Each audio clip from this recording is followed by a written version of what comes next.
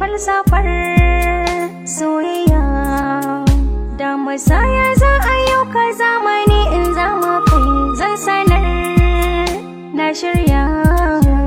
Sambatu nake akan so ni ma ban sani ba, na daɗe ina so amma ban sanar ba, a jiki ina jin sabon yanayin soyayya.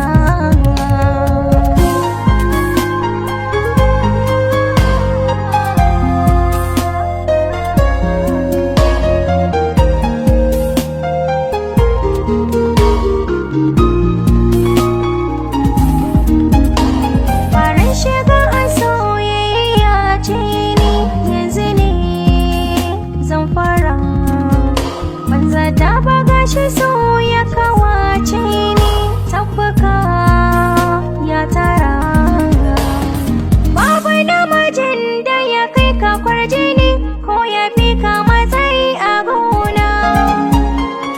Ba abin da sa ya sa in barka ka sani ko in fidda kai cikin